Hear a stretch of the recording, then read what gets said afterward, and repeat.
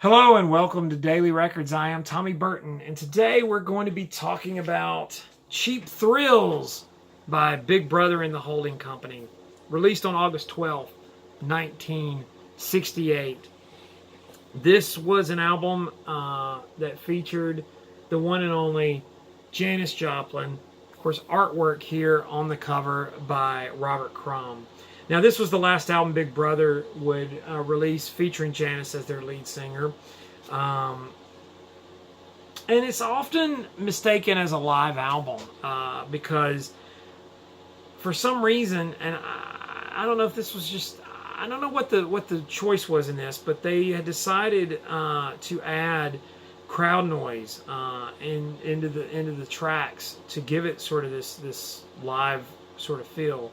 But the only live track on the album was the closing song, Ball and Chain, which was actually recorded at the Fillmore in San Francisco.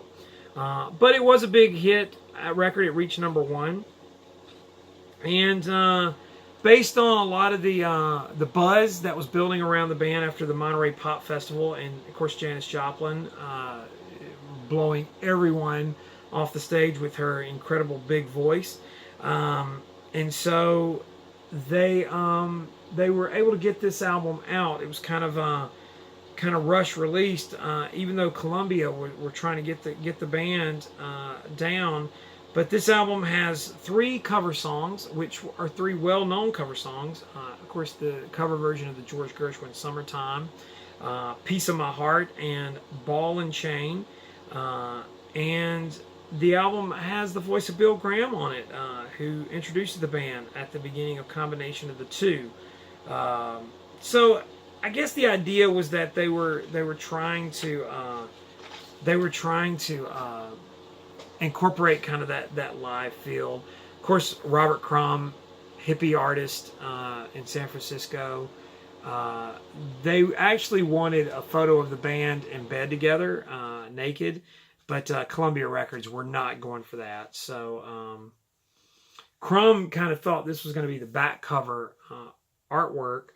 But Janis Joplin, she was a big fan of the Underground Comics and his work. And so she was like, this has got to be the front cover. And so that's what they did.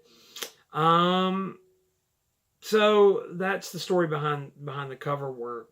Now, as an album, it's hit or miss. The 3 songs I mentioned earlier, really, really good. But the problem is that it's just not the best produced album. It's pretty muddy sounding.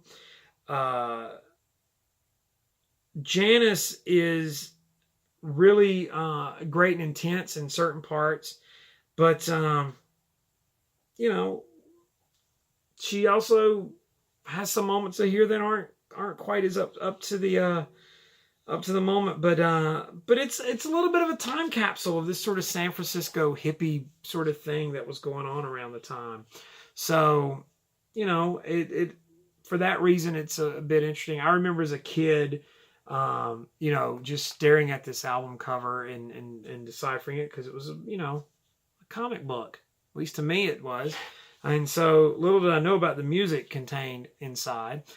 So today's Daily Record, Cheap Thrills by Big Brother and the Holding Company. Like, share, subscribe, comment down below.